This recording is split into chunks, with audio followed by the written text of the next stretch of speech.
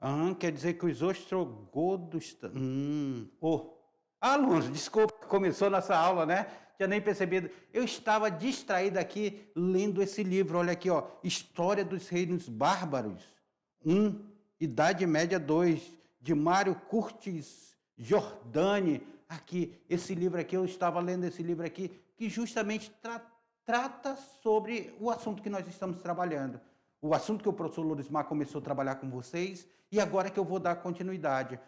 Olha aí a nossa aula, eu sou o professor Beto e nós estamos aí na aula 28.1 aí com Lorismar.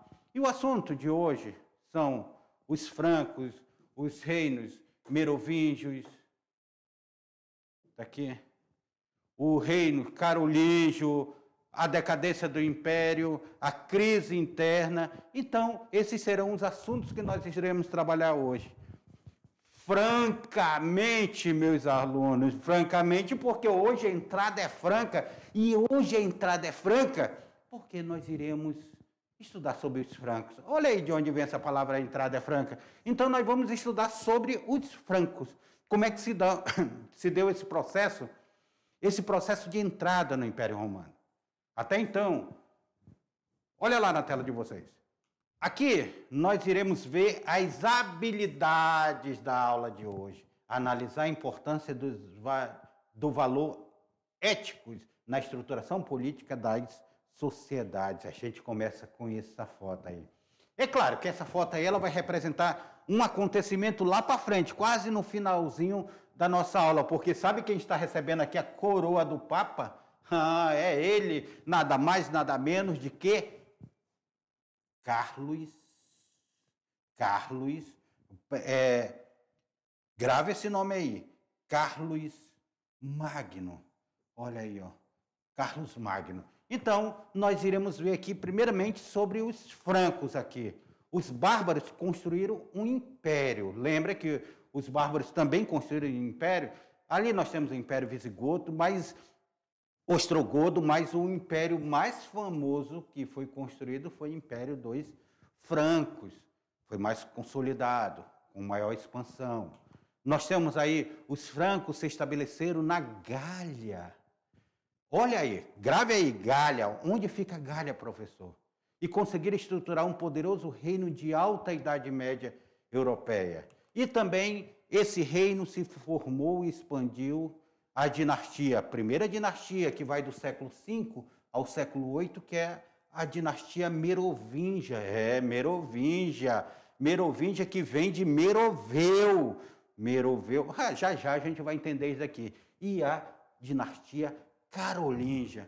Mas, antes de a gente entrar sobre os francos, eu quero que vocês entendam isso daqui, ó. O professor Lorismar, e eu também já trabalhei com vocês, essa queda do Império Romano. Lembra que o Império Romano ele foi tão vasto que ele foi necessário ser dividido em dois? O Império Romano do Ocidente e o Império Romano do Oriente.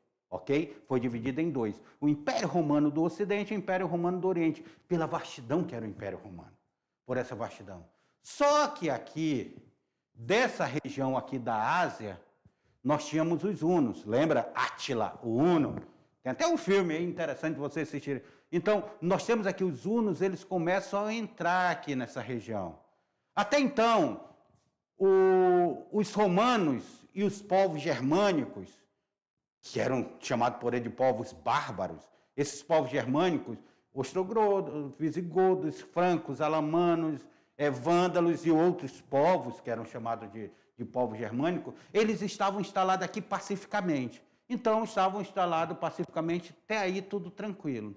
Só que quando os hunos vieram daqui, ó, começaram a invadir, começaram a combater os ostrogodos, os visigodos aqui, aí eles vão pedir autorização para entrar no Império Romano pacificamente. O Império Romano dá essa autorização pacífica. Só que depois a autorização não foi mais pacífica, começa o conflito até que Odoacro, lembra de Odoacro? Odoacro vai lá e derruba o Império Romano do Ocidente. Aquilo que a gente estudou aí. Então, Odoacro vai lá e tal, acaba com o Império Romano do Ocidente. Nós temos lá Augusto ali, o último imperador, aí acaba-se o Império Romano do Ocidente. Então, com a queda do Império Romano do Ocidente, essa região aqui, elas vão ser tomadas pelos povos que vão ser chamados de bárbaros, que eram os povos germânicos. Só que desses povos germânicos, o que vai ser mais forte, vai conquistar mais, justamente são eles, olhem na tela de vocês, novamente, são os francos. Os francos, que faziam parte desse povo bárbaro, eles estavam naquela região da Gália. Volta aqui esse mapa novamente aqui, ó. A Gália, eu esqueci de falar para vocês, essa região aqui mais ao norte era chamada de Gália. E aqui estavam os francos, os terríveis, os combatíveis francos. Então, eles ocupavam essa região aqui da Gália e eles vão começar a adentrar mais dentro do Império Romano. Daqui a pouco eu mostro outro mapa que vocês vão ver a vastidão que foi o Império Franco. Ou seja, os bárbaros, eles tinham também seu império. É claro, o Império Franco não vai ser igual ao Império Romano, não vai ter aquela centralização, não vai ter aquele poder. É o império que pega os impostos, nós vamos ter um sistema de feudalismo, vassalagem, aparecendo aí, que vão ser assuntos da próxima aula, que o professor Luizmar vai trabalhar com vocês. Então, vocês precisam entender a Idade Média. A Idade Média ela é fundamental. Diz que a Idade Média é a Idade das Trevas, só que na Idade Média tem muito conhecimento que vai servir para nós entendermos a sociedade que se formou. Um dos conhecimentos, o poder da Igreja Católica. O poder da Igreja Católica se consolida na Idade Média. Reforma Protestante vai acontecer lá já no final da Idade Média, nós vamos ter o Renascimento Cultural. Então, foi devido a essas questões da Idade Média, esse poderio, nós vamos ter aí os reinos bárbaros, todos se convertendo ao cristianismo. É por isso que a Igreja Católica, que começou com o Império Romano, ela vai se consolidar. Ela vai se consolidar. Aí a Igreja Católica continuou aqui no Império Romano do Oriente, só que ficou Igreja Católica Ortodoxa Grega. E aqui ficou Igreja Católica Apostólica Romana. Então, nós temos aí essa nova característica. Voltando na tela lá para vocês, os reinos começaram a ser formado o reino merovingio. Merovingio. Quem é que forma esse reino merovingio? Não vai ser Meroveu, que nós vamos ver já quem foi Meroveu, mas vão ser os seus descendentes, que criam essa dinastia merovingia. E olha aí, ó, falando em Meroveu, aparece Meroveu. Vem comigo, Meroveu. Vem comigo ver o que aconteceu. Meroveu, eles são o líder dos francos no século V. Ele chefiou o seu povo na luta contra os hunos. A batalha do campo de Catalônia, lá na batalha do campo de Catalônia. Lembra? Meroveu faz acordo com o Império Romano. Esse acordo que ele faz com o Império Romano, eles vão começar a combater os hunos. Os hunos estão vindo lá do Oriente. Volta só o mapa de novo aqui, o mapa que mostra o Império Romano, só para a gente ver aqui, ó, os hunos. Então, os hunos eles estão vindo aqui do Oriente. Vêm aqui do Oriente e eles começam a adentrar aqui, ó. Os hunos começam a ocupar ali. Vem lá da Mongólia. Os hunos eram temidos, gente. Oh, meu Deus! O povo temido, o povo guerreiro. Dizia que o huno nem descia do cavalo, que ele dormia em cima do seu cavalo lá. Então, galopando lá, esses hunos vinham, aí o Meroveu se junta com o Império Romano, vamos combater o huno. Tela para vocês. Meroveu, então, ele no século V, ele vai combater aí, esse campo Catalônia, vai combater os hunos. Professor, como foi essa batalha? Como foi essa batalha? Tá aí a batalha para vocês. Tá aí um quadro da batalha. Uma pintura da batalha aí, essa batalha Catalônia, essa imagem da batalha Catalônia aí, que vai ser sangrenta nesses campos da Catalônia. Então, é o combate dos povos francos, germânicos, com esses hunos que estavam chegando. Ah, professor, mas foi Meroveu que fez o império, a dinastia merovingia? No Império Franco? Foi Meroveu? Nananina, não foi Meroveu. Meroveu tinha o seu neto, Clovis, seu neto Clovis. É Clovis que começa isso daqui, ó. Ah, meus alunos, meus queridos alunos, é Clovis que começa isso daqui, ó.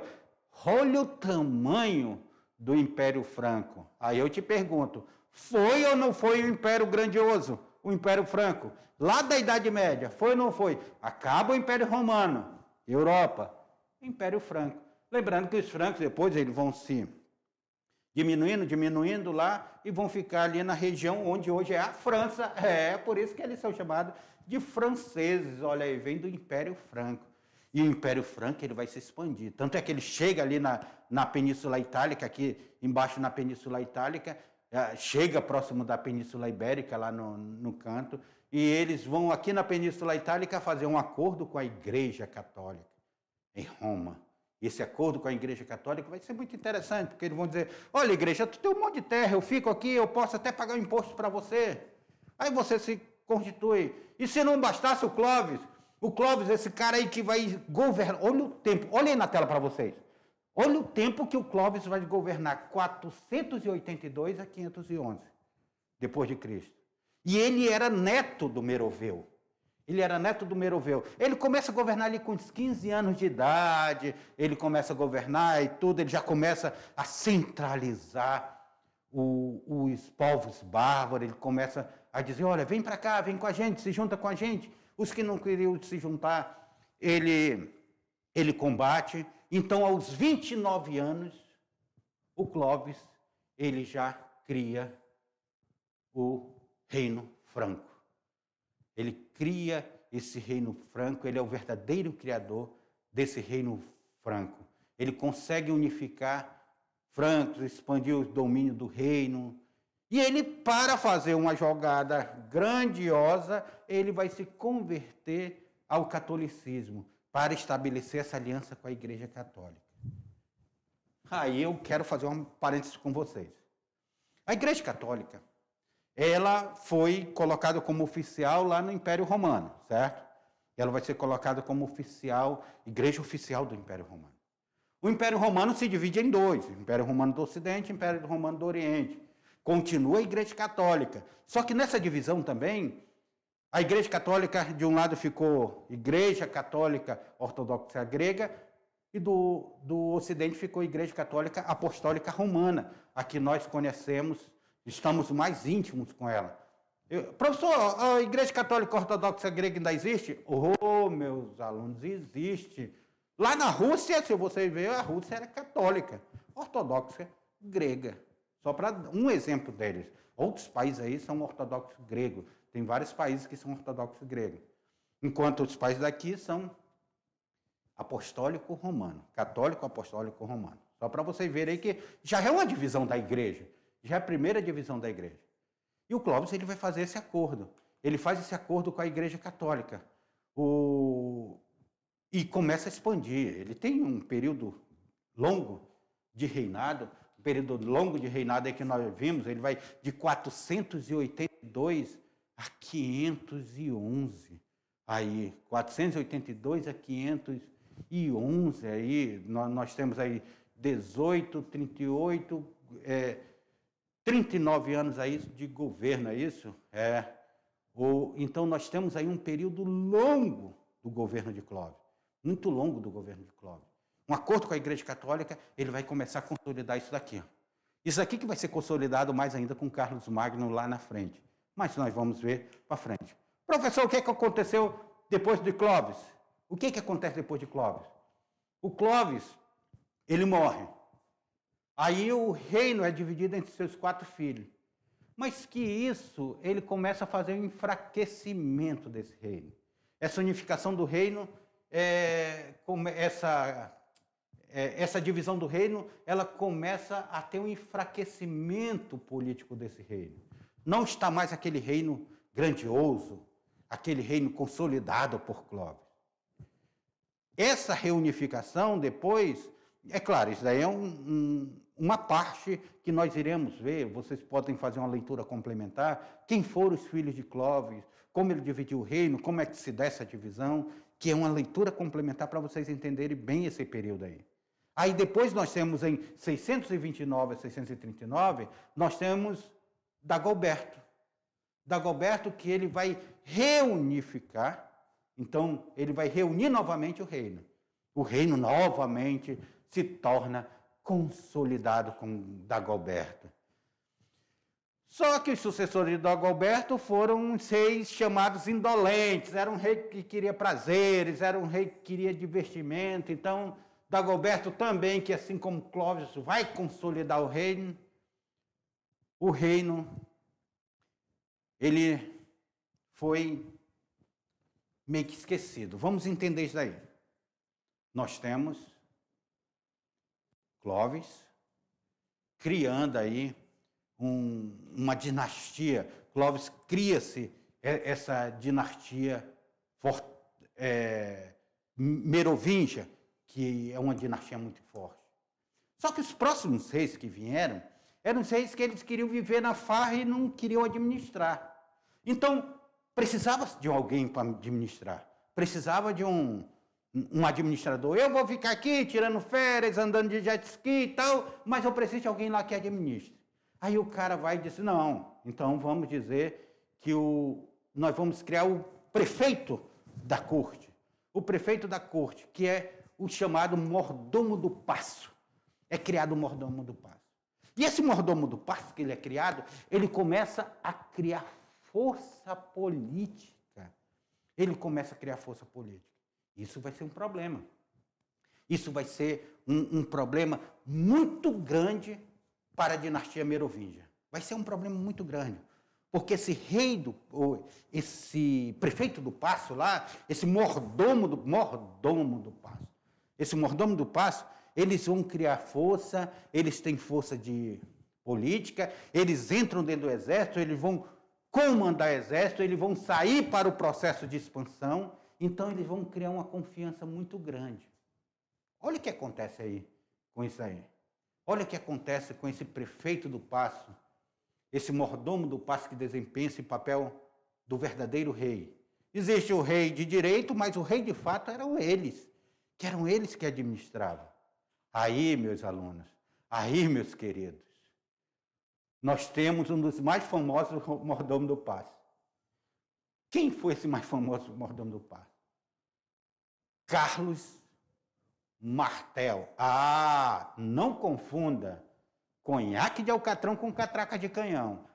Carlos Martel não é Carlos Magno, tá? Carlos Martel é um e Carlos Magno é outro. Carlos Martel, ele de 714 a 741, ele vai ganhar prestígio por poder, detendo as invasões dos muçulmanos na Europa.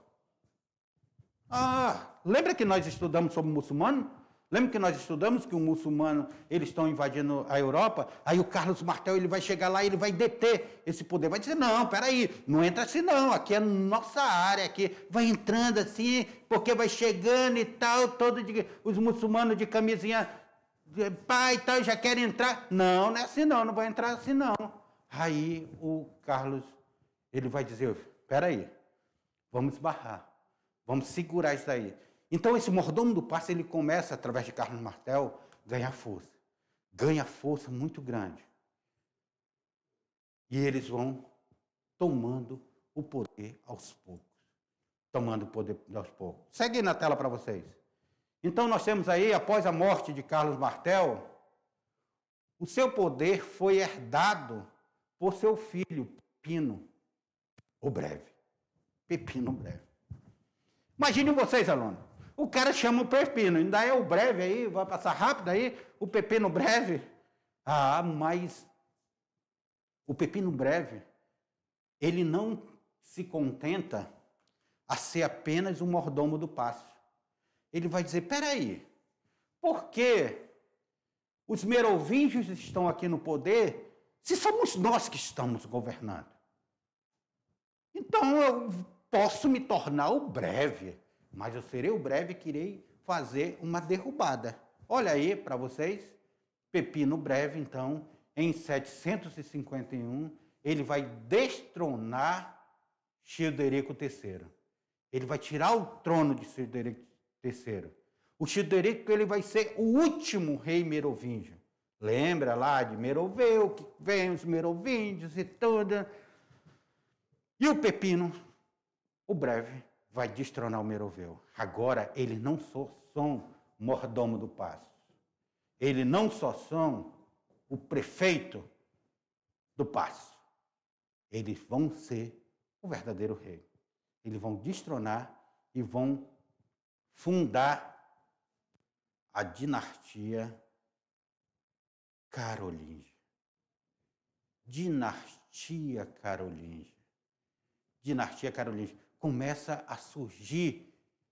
Por que, professor Carolíngia? Lembra? Vamos lá, voltando aqui à aula.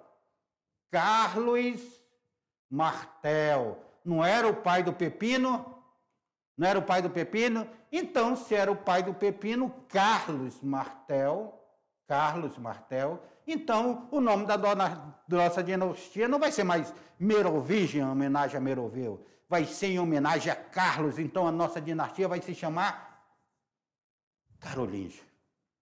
Começa então a dinastia carolíngia aí, seguindo Carlos Martel. Só que não será o Pepino, o breve, que será conhecido. Carlos Martel tinha um neto. Tinha um neto que vai ser o mais conhecido. Esses reis carolíngios aí, que tornam também rei dos francos, ainda estamos falando do Império Franco, dinastia merovingia e dinastia carolíngia. Eles vão lutar contra os povos bárbaros, esses povos germânicos aí, e esses povos, lembra que a Igreja Católica ela estava se consolidando? E eles tinham feito uma aliança com a Igreja Católica? Pois é. E eles lutam com esses outros povos bárbaros e eles começam a conquistar o território. Volta ali naquele mapa volta no mapa. Olha o mapa de vocês aí sobre os francos. Olha os francos. Então, aqui, nessa região aqui, onde os francos fizeram, existiam outros povos bárbaros. E eles vão começar agora a lutar entre si. Então, a coisa não era aquela mil maravilha, não. Os romanos lutando com os bárbaros lutavam com os bárbaros, então era uma coisa meio sinistra. Se liga aí, porque era sinistro, meu amigo. Era sinistro ali. Era confronto, era gente querendo vir lá da Ásia e invadir aqui. Então, era inimigos externos, inimigo interno, inimigo de dentro da família, inimigo do inimigo que era meu inimigo. Rapaz, era uma confusão. Era confusão. Então, essa dinastia aí, esses carolíngios aí, eles vão derrotar os lombardos. Olha na tela de vocês. Eles derrotam os lombardos. Vão lutar contra os lombardos, que também era um povo germânico. E esses lombardos eram o que estavam ameaçando a Igreja Católica. Aí o Pepino, ele vai doar ao Papa as terras que conquistou no reino da Itália. Ele vai dizer, Papa, nós não temos uma aliança, Papa? Nós não temos uma aliança? Então, essa aliança que nós temos, eu conquistei aqui no reino da Itália, aqui, e tudo para você. Essa aliança que nós temos, eu vou lhe doar terras. Você sabe qual é a terra que ele está doando para o Papa? Vocês têm ideia de qual é a terra que ele está doando para o Papa? Hein? Esse Pepino? Qual é a terra que ele está doando para o Papa? Olha aí na tela para vocês aí. Ó. É justamente o patrimônio de São Pedro, que se tornou o Estado da Igreja Católica. Estado da Igreja Católica. Então, a Igreja Católica ela se fortalece através do seu Estado. Ela é o menor país do mundo reconhecido, controlado pela teocracia, que é o Papa, que é emanado de Deus, lá, escolha lá, que governa o Vaticano. E é nesse momento aí que começa esse fortalecimento do Estado católico, que eles se consolidam ali e eles vão ter o seu terreno, seu ápice. Então, olha já o acordo que é feito entre o Estado e a Igreja. O Estado ele é confessional. Ele não é um Estado teocrático, mas ele é confessional, é um Estado confessional católico. O poder da igreja está junto ali na Idade Média, nós vamos ver que a maioria dos estados eram estados confessionais. E o poder da igreja ela vai estar junto ali com o poder da Idade Média, vão estar caminhando juntos. Só que Pepino não era imortal, então Pepino morre. Só que ele morre e ele abre caminho para nada mais, nada menos do que seu filho, um dos reis mais conhecidos da Idade Média. Tela para vocês. Carlos Magno. Se a dinastia carolíngia, nada melhor do que ser governada por um Carlos. E agora quem vai governar é o Carlos Magno, que vai governar os francos durante 46 anos, gente. Carlos Magno vai ficar 46 anos. Vai ficar muito mais tempo do que seus antecessores. Ele vai governar de 768 a 814. 46 anos de governo. Então agora Carlos Magno, ele mais que nunca, ele precisa fazer uma aliança com a Igreja Católica, com o patrimônio de São Pedro. Lembra dessa chave aqui, ó? Chave de São Pedro, a chave de São Pedro, aqui a representação símbolo papal, aqui para vocês. Então ele precisa fazer esse acordo com o patrimônio de São Pedro. Carlos Magno, então, ele vai conquistar e submeter os povos bárbaros, germânicos, e apoderou-se de seu território, ampliando o domínio dos francos, que nós estamos vendo no mapa. No mapa aqui nós observamos bem esse domínio do franco. Aqui, essa região aqui, agora sim, é a região conquistada por Carlos Magno. 46 anos de governo. Expansão. Dominar os povos germânicos todinho, dizer, olha, os povos germânicos ali, só que não é um domínio centralizado. É um domínio através de suzerania e vassalagem. Aquilo que vocês irão ver com o professor Lorismar. Olhem na tela de vocês aí, ó. Então nós temos aí Carlos Magno, ele vai dominar esses povos germânicos e ele vai apoderar-se dos seus territórios e vai ampliar o domínio dos francos, que foi aquilo que nós vimos no mapa anterior. Carlos Magno. Carlos Magno.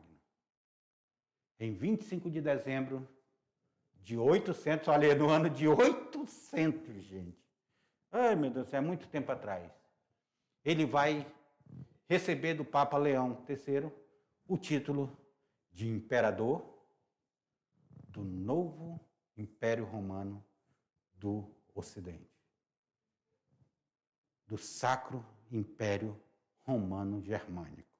Sacro Império Romano Germânico. Sacro Império Romano, que vem do Império Romano. O Papa vai chegar com ele, o Leão III, ele vai chegar com ele e vai dizer, lembra daquela foto do início da nossa aula? E vai coroar ele. Dizer, você está sendo coroado como imperador do Sacro Império Romano Germânico. Sabe como é conhecido isso daí pelos alemães? Porque ali envolvia a Alemanha, envolvia a França, envolvia quase toda a Europa. O Sacro Império Romano Germânico é conhecido como o primeiro Reich. Primeiro Reich. Lembra que o Hitler queria fazer o terceiro Reich? Então aí já escreva, nós estamos diante agora deste momento do primeiro Reich. A criação do Sacro Império Romano Germânico. Agora é o primeiro Reich. Então, nós temos aí o Carlos Magno com todo esse poderio. Agora ele tem um império vasto. Mas é um império que ele é construído por um sistema feudal, que daqui a pouquinho o professor Lorismar, quando vir com essa aula que nós vamos começar a estudar esse sistema feudal, ele vai falar com vocês como é que se vai caracterizar esse sistema de vassalagem, suzerania. Vocês vão entender esse sistema de governança. Mas é Carlos Magno que faz essa unificação. Então, preste atenção, aluno. Estamos diante do primeiro Reich. Voltando a tela para vocês. Carlos Magno, imperador do novo Império Romano do Ocidente. O Império Romano do Ocidente, que tinha sido derrubado em 476, agora ele volta, mas ele não volta puramente, agora ele é Império Romano Germânico. Nós temos aí um grande império, o primeiro Reich. O Império Carolíngio. O Império Carolíngio. O Império Carolíngio, por isso que eu falo para vocês que ele não era centralizado. Primeiramente, que ele não tinha capital fixa. Não podemos dizer que o Império Carolíngio ele ficaria onde é a França. Ele não tinha essa capital fixa, esse Império Carolíngio. Então, nós não podemos dizer, olha, a sede do Império Carolíngio é na França, a sede do Império Carolíngio é em Roma. Não, ele não tinha uma capital fixa. Geralmente, sua corte era colocada em locais onde estava o imperador. Então, onde o imperador era quase uma corte itinerante. Carlos Magno ia para um canto, estava lá. Ele permanecia maior tempo em algumas cidades. Cidades aí, invocado esse nome aí, ó. Aquisgrán, Aix-la-Chapelle, com águas quentes. Então, são cidades onde ele estava ali, e ali, se ele estivesse ali naquela cidade, era naquela cidade que o Império Carolíngio estava com a sua sede. Ele adorava nadar nessas águas quentes. Nós temos aí, dentro de algumas características desse império, nós temos capitulares, que eram normas escritas e adotadas por Carlos para administrar o império. Nós temos condes. Quem eram os condes, professor? Eram responsáveis pelas cobranças de impostos e o cumprimento das leis. Quem eram marqueses? Cuidavam das fronteiras, das marcas, por isso que é chamado de marqueses. Cuidavam das marcas dessas fronteiras. Então, o conde cuidava de um condado, o marquês cuidava ali da fronteira, das marcas. E nós temos o missi dominici, que eram inspetores do rei que controlavam as atividades dos administradores. Engraçado que esses condes e esses marqueses, eles vão ter uma importância muito grande. Por quê? O homem da alta confiança do rei, que era cedido o território fronteiriço. Então, um marquês ele tinha alta confiança do rei. Olha, aquela fronteira ali, você vai cuidar daquela fronteira. Você vai para aquela fronteira ali, cuide daquela fronteira. Sobre essa porção de terra, chamadas marquesados, ele tinha um poder civil e militar. Civil, porque ele mandava no executivo, legislativo, judiciário e militar. O título vem de um dialeto medieval francês, que nomeava os nobres como governadores de marcas. Então, olha aí, ó, os marqueses. Primeiramente, nós temos marqueses.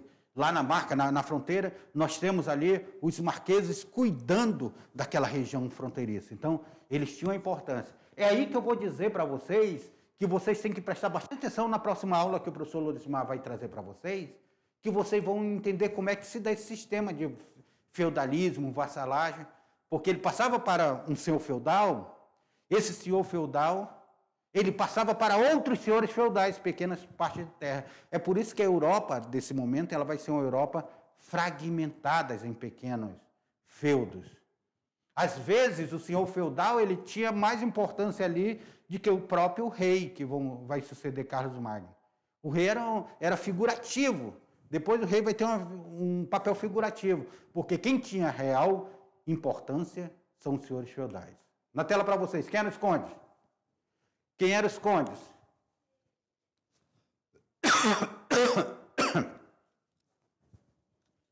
Conde era assessor, conselheiro ou oficial do palácio que auxiliava o rei em assuntos cotidianos.